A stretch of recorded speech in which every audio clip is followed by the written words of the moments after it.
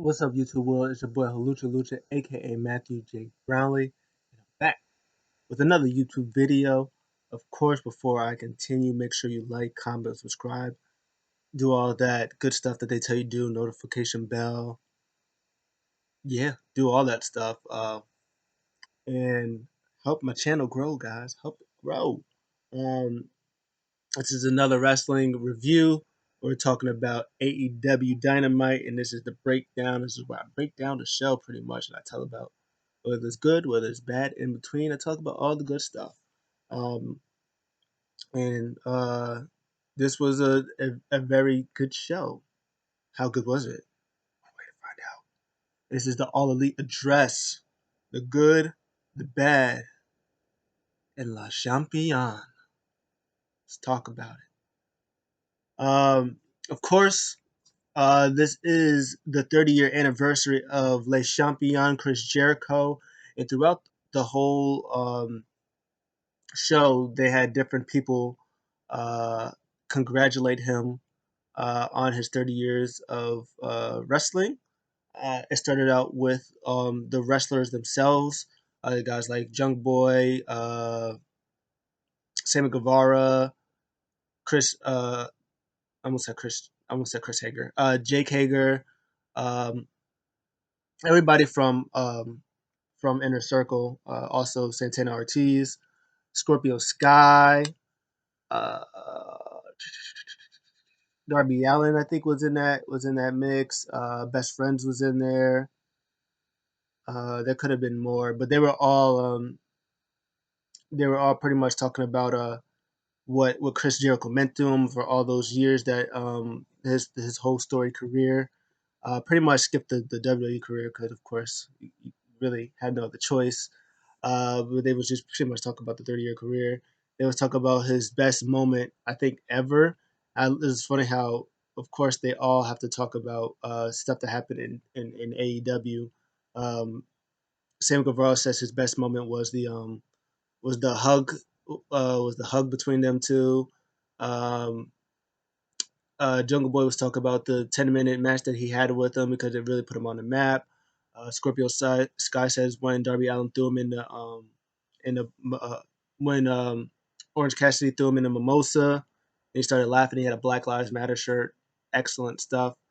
But this was a good way to open up the uh, the show and show their respects to Chris Jericho, and it was good stuff. I enjoyed that. First match of the night: Brian Cage versus Will Hobbs for the FTW Championship. Darby Allin and not Darby Allin, uh, Taz and Ricky Starks are on commentary, as well as Tony Schiavone, Excalibur, and Jr. Of course. And this was a good match. They were talking about the FTW championship, pretty much saying that it's it's a lifestyle. It's not recognized by any promotion, even though it's been around for like 30 years. But it's for like the badasses, the different, like the different type of people. It's not for like the normal people and stuff like that. And they put over the belt. They very much put over Will Hobbs during this entire match. Um, this was a great big meaty match. I loved everything about it. And the good thing about this match is these are two big guys, and Brian Cage is very athletic, and they got to show off his power as well as his athleticism on a guy as big as him in Will Hobbs. He got to show off like springboards and moonsaults and all the stuff that he got to show off. So that's always good stuff. Um, there was a part of this match that I didn't know about this, and I'm glad I caught it. And I normally don't really catch things like this, or I don't really write things down like this.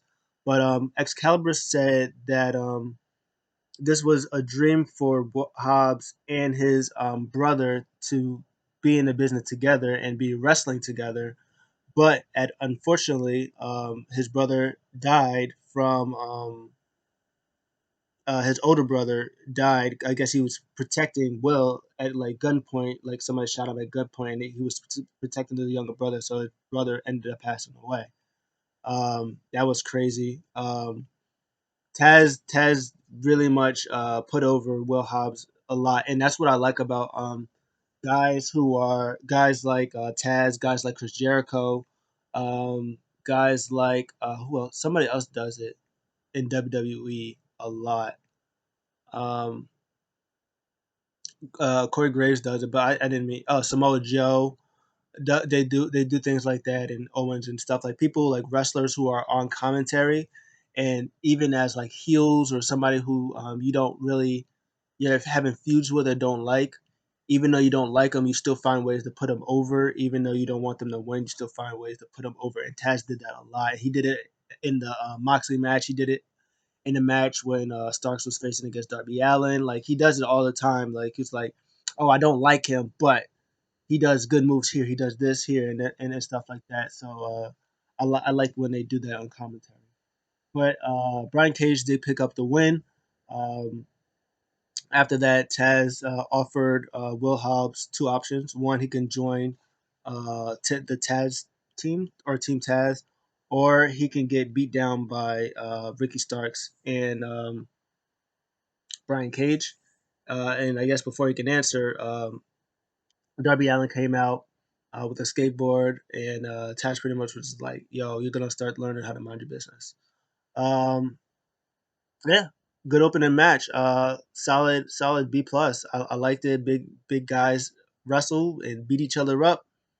Um, big moment for Will Hobbs. I like him a lot since he's been on the scene. He's been impressive.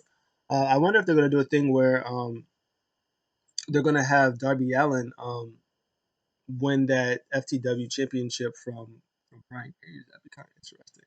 I think that's where they might be going with it. It's good stuff. Um, After that, I did say that people were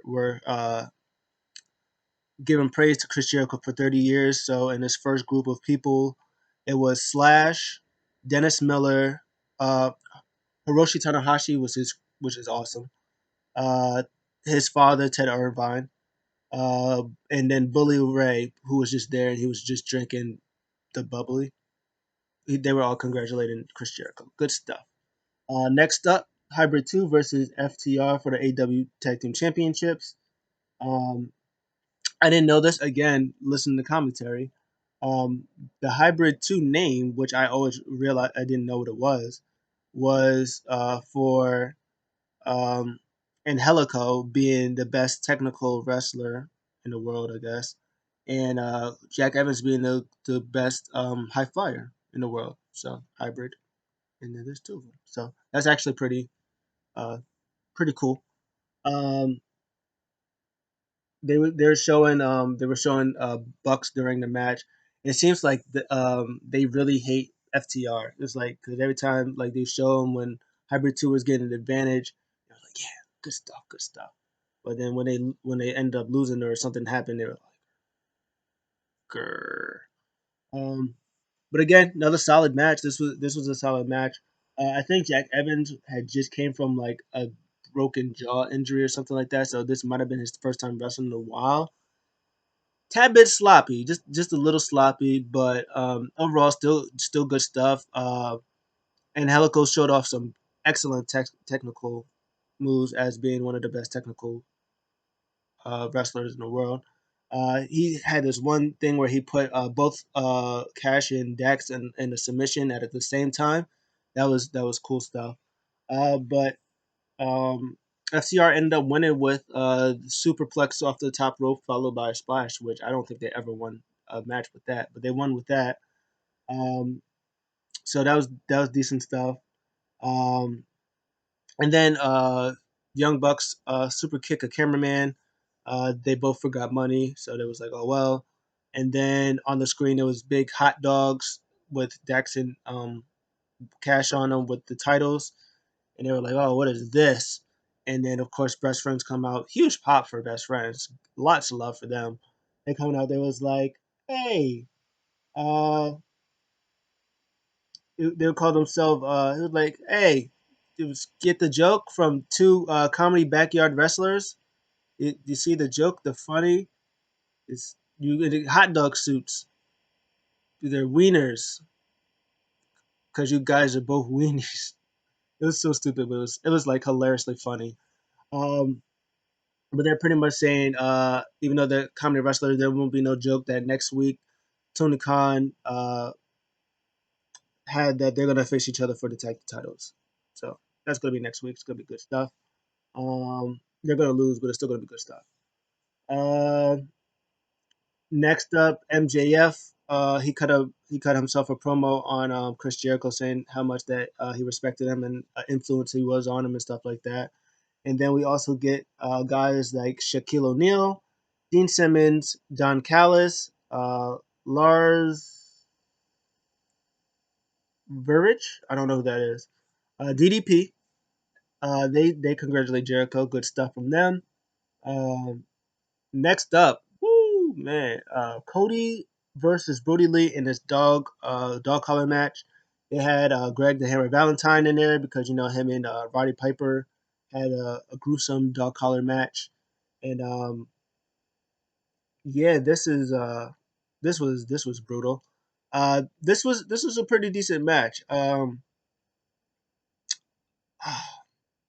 Yeah, it was good. I kind of wish Brody Lee would have won, but you know it is what it is. You can't, Cody's big baby face. I did like the little stuff that they had in there with John Silver. John Silver is like my favorite guy after watching Being the Elite. John Silver is pretty much my favorite person ever in the world. Brody Lee was using him to his advantage. He he had him on the apron. He was patting him on the back. He was like just stay right. And then Cody comes like he pulls Cody in and bumps it into John Silver, who was bleeding because he used the steel things on the chains on him. He started bleeding. Um, Brody Lee DDTs Cody's head on the chain, so his head started bleeding. And then Brody Lee again, he gets Silver out. He helps Silver. He gets a chair on the side, and he sits in there. He's like, "Now sit there, stay there." And then Cody comes crashing. He walks away, and then he drop kicks John Silver off the stair. That was hilarious. And then my girl, what's my girl's name?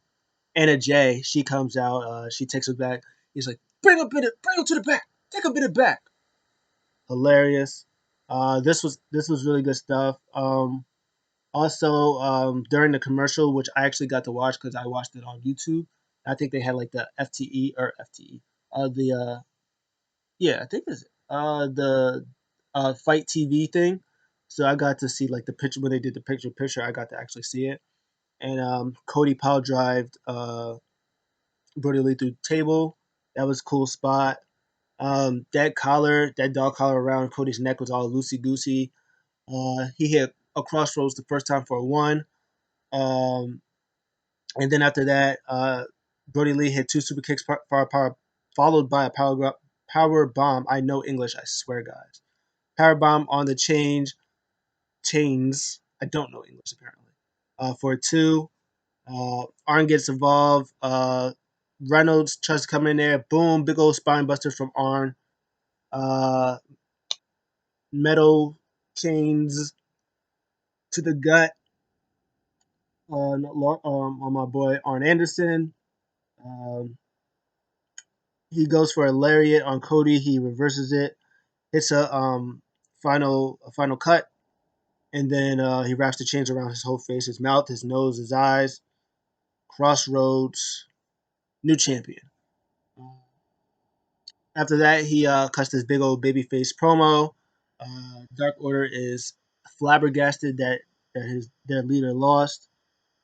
He offers up an open challenge next week. Orange Cassidy accepts. Again, like I said, this was I completely skipped the whole page. This was a good match. I enjoyed it. Um, a lot of good stuff to like. They really used big use of the chains. Uh, yeah. Cody went for like a disaster kick. We went on the top rope. Brody Lee just like pulled him off of it. Um, Brody Lee tried to do something off the apron, and Cody like pulled him in to a cutter. There's good stuff in here. I'm gonna give it an A minus. Uh, it was just really really good. I really just wish Brody Lee would have won. It would have been better in my life, but you can't complain. I don't know what they're gonna do next with Brody Lee. I don't know if they're gonna turn him face. I don't know. They probably won't, but I don't know what they're gonna do next with the Dark Order. Um, Cody said he's not gonna turn heel just because he looks like the dude from Star Trek and he changed his hair and stuff like that. But his match with Orange Cassidy next week might say otherwise. Also, kind of weird that Orange Cassidy, who just had a title match against um, him against Brody Lee like 2 weeks ago and lost, how they have him having another match unless Cody's turning heel next week on their 1 year anniversary, and I can see that happening. Um, Next up, anyways, Kenny Omega's doing. He's having an interview, and they were talking about him entering a tournament, and they were saying that it's going to be him, Jungle Boy, Ray Phoenix, and they also said Colt Cabana's going to be in it. They said Warlow's in it, and they also mentioned Hangman Adam Page. And then Kenny was just like, oh, of course, if they want to have, I'm singles guy. If they want to have tag team guy like Adam Page on there, sure. I can show up with singles too. I don't care. I win tournaments all the time. If you've seen the tournament, I probably won it. Even in my first one, mentioned he alluding to the G1 that he won his first G1 that he's been in. He was like, hey, win my first ones. I've been all it. I'm gonna beat everybody, including tag team wrestler Adam Page, and that's pretty much how it was. Um, Next up, Big Swole versus Serena Deeb. This match was really really good. Again, they had a picture in picture, and during the picture in picture, Serena Deeb was showing out. She was showing off her technical skills. Uh, WWE, they dropped the ball with this one because she is fantastic. Big Swole did end up winning because she's number two ranked. She got to stay strong. But I hope this continues for Serena Deeb, that she keeps racking up wins. And this was the only match for females that was on the card. And I think when Corona is over and they get which is probably gonna be like another year from now, but once they could probably start doing the travel and stuff and having people come back, I think their division is gonna be good. I did mention that whatchamacallit, I think that NXT, their division right now, when they just got Ember Moon and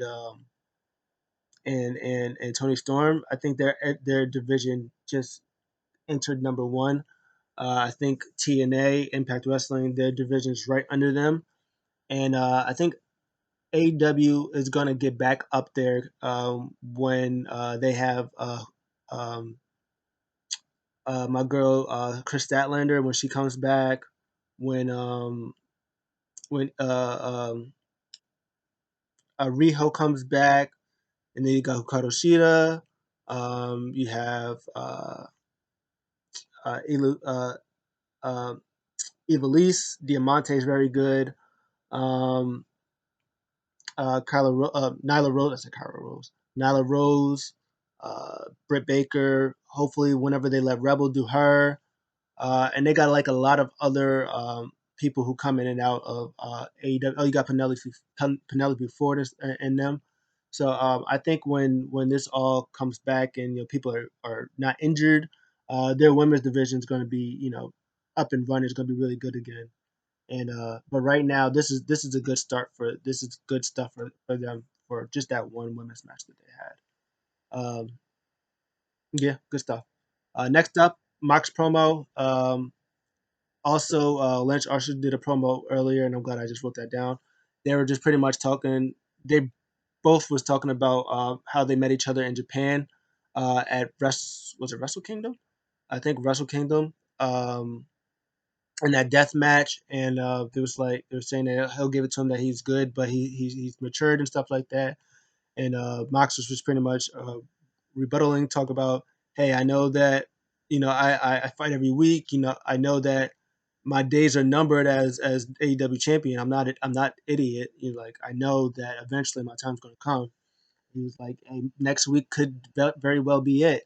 Lance Archer, you don't beat Lance Archer. You wouldn't have a winning match against him. You just survive. He said that stuff that he did when he had that match. He said, you can very well beat me next week, but you're gonna have to pry it off my dead body. And he ends his quote saying from what Lance Archer says, uh, which is everybody dies. He takes a shot. He takes a shot and he walks away. It was good stuff from Mox. I enjoyed it. Before the main event, of course, they announced that Mox versus Archer for the World Championship, FTR versus Best Friends for the Tag Team Championships.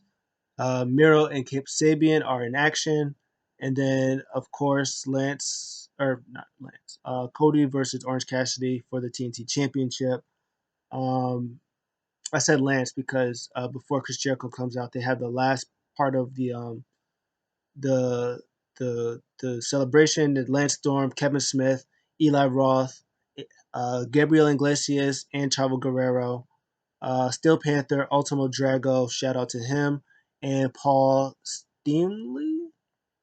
Yeah, sorry. They all give their respects to Chris Jericho. Uh, and then your main event, Chaos Project versus Chris Jericho and Jake Hager. Um, man, this put me in tears a little bit. Celebrating 30 years of Chris Jericho, and I've been watching Chris Jericho for almost 20 of them. I just under 20, 19 years. I started watching um, wrestling. So I started in 2001, and I always say that The Rock is one of the reasons why I love wrestling. He had that promo with Booker T, and it was the uh, what's two plus two? Do you know Booker? Two plus two, Thomas Jefferson, sucker. And just from that, like I thought that was hilarious. Rock was always one of my favorite guys. And then when I started watching wrestling as well, when I started watching in there, um, it was him. It was Chris Jericho. It was uh, Steve Austin, Kane, Undertaker. It was those guys that I really enjoyed watching. Chris Jericho was probably my like right under Rock and Austin. Chris Jericho was like number three for me, and I think followed by Kane. I think Kane was like number four. But I think even sometime during that time, I think I think Chris Jericho might have been number two. I think it was like Rock, Jericho, and Kane. Like those were my top three, followed by Austin. Just something about Chris Jericho. His ability to be on the mic, like speak on the mic, and his wrestling ability, the stuff that he was able to do, uh, and then the stuff that he was able to do the years after, like always reinvent himself with "I'm the best in the world at what I do." You just made the list, the Le Champion, the part for him in New Japan, all this stuff that he was always able to do to keep himself relevant and keep himself fresh. I always loved Chris Jericho. I always wish he was a world champion as a babyface. It never ever happened, but it is what it is. Um, this match was decent enough. Chris Jericho, as always, always puts over all his talent. He put over uh, uh, uh,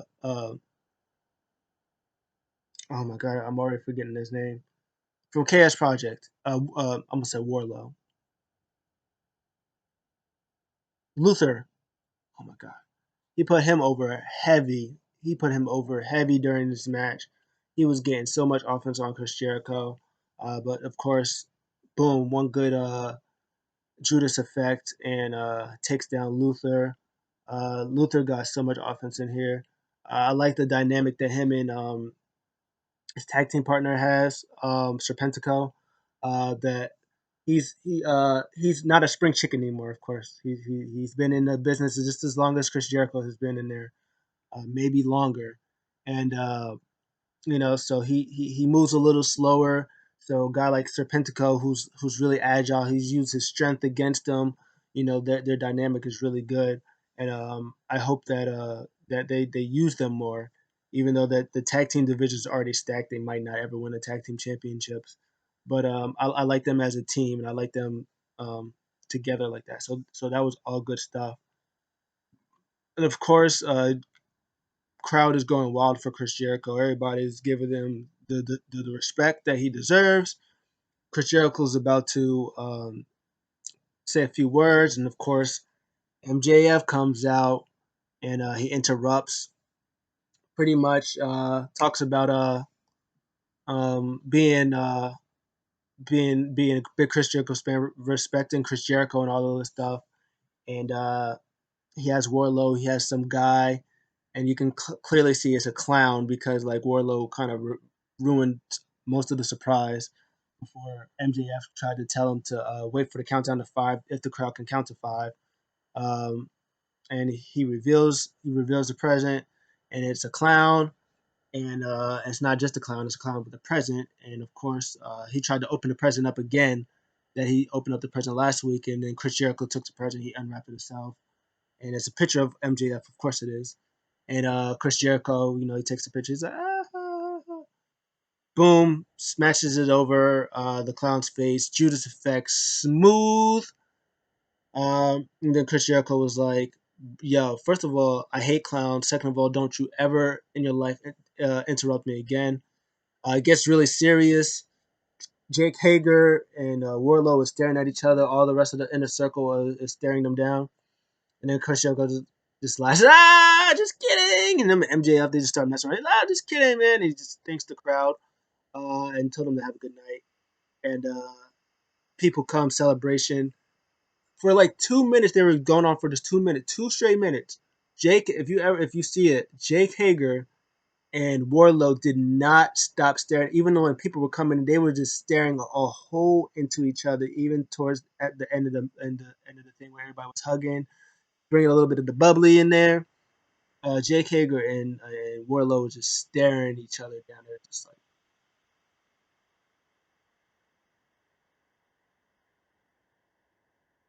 and I loved it. It was great. I enjoyed it. And then he was saying next week, MJF pretty much said next week that he has some groundbreaking announcement, and he wants Chris Jericho to be there. So I don't know if he's going to want to enjoy the inner circle or if it's something that he wants to take over inner circle. I don't know, but it's going to be interesting because it's 1 year. I don't know if I think it's 1 year for AEW starting. I think that's what it is. It's one full year, so you know something crazy is going to happen next week. Cody's going to turn heel. MJF is going to do something crazy. I guarantee it. But that was what I thought about AEW. I give the show all in all. I give it a solid. I give it a solid B plus. The dog collar match was fantastic. That was A minus match. I still wish that Brody would have won, but can't all have what we want. Uh, Very good good stuff from Brian Cage and Will Hobbs. Hybrid 2 versus FTR was decent. The Big Swole match was decent. Was really good with Serena, and this match was decent. Uh, Much love and respect to Chris Jericho. 30 years, hope for another 30 more years, and yeah, that's it. Hope you guys enjoy it. See you guys next time. I'm out.